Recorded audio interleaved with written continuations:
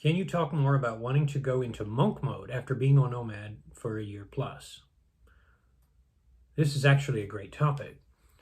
The short answer is the reason OMAD basically transforms you into monk mode is because the process of allowing your liver to release stored fat and to turn that into sugar for your brain is that it has to go through a process of changing that fat chemically, which produces a ketone, which is why you feel a sense of high, a sense of strength. And the more you do it, the more robust the process becomes, and your body becomes better adjusted to being able to go out and hunt. And of course, that's the end goal.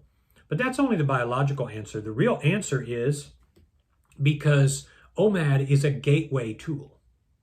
It is like the opposite of a gateway drug, a soft drug like weed that leads to heroin and cocaine use, versus OMAD, which leads to monk-like behavior. What are the rules for monks? Sleep on a low surface that is close to the ground or the floor. No eating after high noon. Eat once a day. No sexual stimulation with self or a partner. No drugs or alcohol. No gambling. No music. No stimulation intoxication, such as using money or buying things. Pretty tough, right?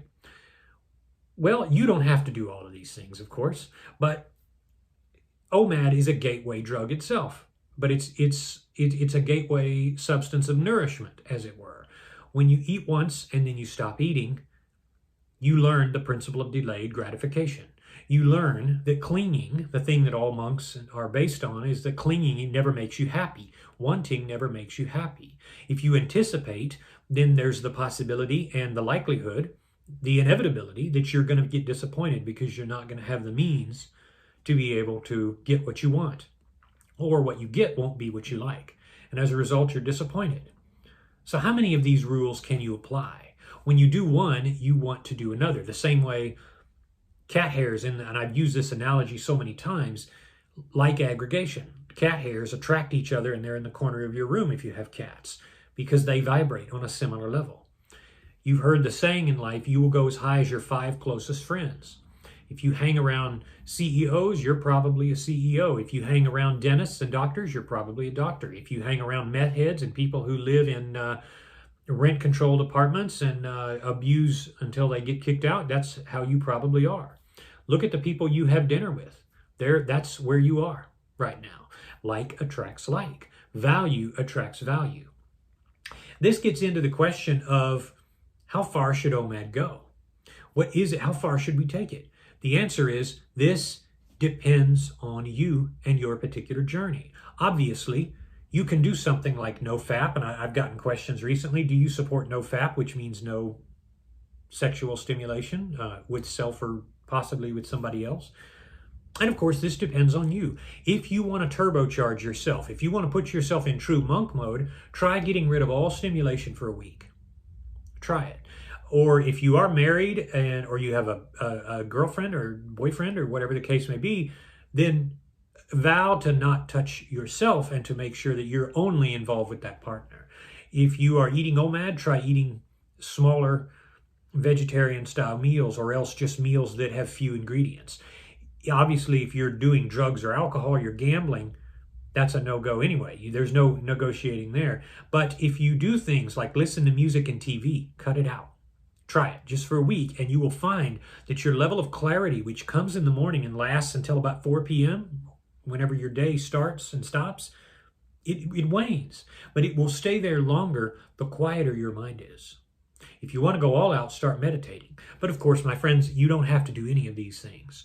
All you have to do is start controlling yourself. When you understand the principle of delayed gratification, you have a key to the locked door of improving.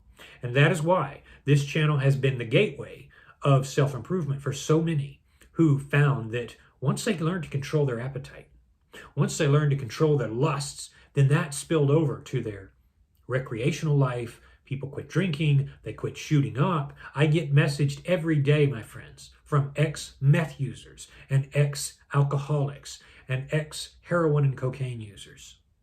I lost a sister this year to drug abuse. This is joy, no end. to hear about how many others are improving themselves and going the way of virtue as opposed to vice. We all have vices. We all need vices because they make us human. We have to stay in this world. We can't quit using money. We can't quit buying things, but we can minimize. And we can say, am I doing this to fulfill myself, or am I doing this because it is something I truly need? And if it's something you truly need, it's like riding in a car with nice seats. You don't go out and buy those seats on the open market and say, these are just awesome seats. No, you just use the seat to get where you're going. And when you get to where you're going, you get out of the car. When you kind of come back, you just use the seat again and you appreciate it. Are you able to do that with all of the other things in your life? There are a lot of things that make us happy, but too often today, we've become stimulation junkies. This is called stimulation intoxication, and it is a huge problem. OMAD, this channel is the gateway to understanding how to beat all of those things. So in short, you don't need to be a monk, but you do need to be mindful. You do need to be aware, and you do need to understand that clinging of any type is destructive, and it will ultimately lead to unhappiness.